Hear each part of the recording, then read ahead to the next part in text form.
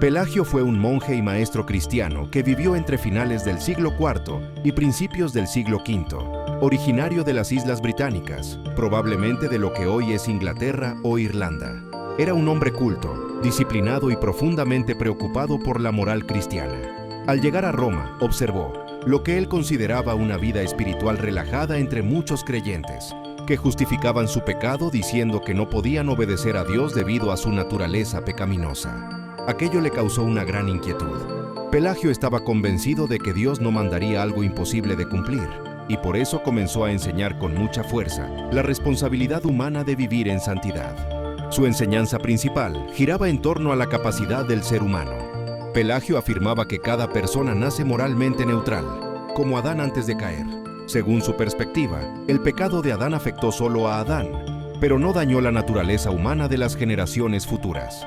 Para él, el ser humano todavía posee plena libertad para elegir el bien o el mal, sin necesidad de una transformación interior previa, obrada por la gracia divina. En su manera de ver las cosas, la gracia de Dios ayudaba, orientaba y enseñaba, pero no era indispensable para obedecer. El hombre podía, si lo deseaba, vivir sin pecar. A esta forma de pensar se le conoce como pelagianismo. No es solo una opinión aislada, sino un sistema completo que exalta la capacidad humana y reduce la profundidad del pecado. Según esta enseñanza, el pecado no ha corrompido radicalmente el corazón del hombre.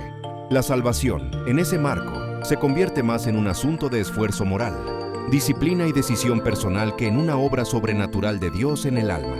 Cristo entonces pasa a ser visto principalmente como ejemplo moral, más que como el Salvador que rescata a pecadores incapaces de salvarse a sí mismos. La iglesia de aquel tiempo reaccionó con gran preocupación ante estas ideas. Muchos pastores y teólogos, especialmente Agustín de Hipona, vieron que estas enseñanzas chocaban directamente con el mensaje bíblico sobre la condición humana.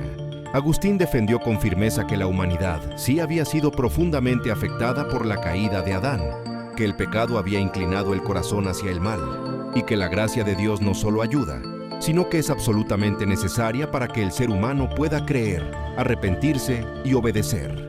El peligro del pelagianismo es profundo y sutil. No siempre aparece de manera abierta, pero su esencia puede filtrarse en la manera de pensar de muchos creyentes. Cuando una persona comienza a creer que puede acercarse a Dios solo con su propia fuerza, que su obediencia es producto exclusivo de su voluntad, o que el pecado es solo un mal hábito y no una esclavitud del corazón, está respirando el mismo aire de esa antigua enseñanza. Esta doctrina minimiza la gravedad del pecado, debilita la necesidad de la gracia y desplaza la gloria de Dios hacia el esfuerzo humano. Si el hombre puede salvarse por su propia capacidad moral, entonces la obra de Cristo deja de ser una necesidad absoluta y pasa a ser solo un apoyo. El Evangelio deja de ser una buena noticia para pecadores incapaces y se transforma en un llamado a portarse mejor. El verdadero peligro no está solo en el error doctrinal, sino en el efecto espiritual. El pelagianismo tiende a producir orgullo en el fuerte y desesperación en el débil. El que cree obedecer bien puede pensar que lo logró por sí mismo. El que lucha con el pecado puede sentir que simplemente no se esfuerza lo suficiente.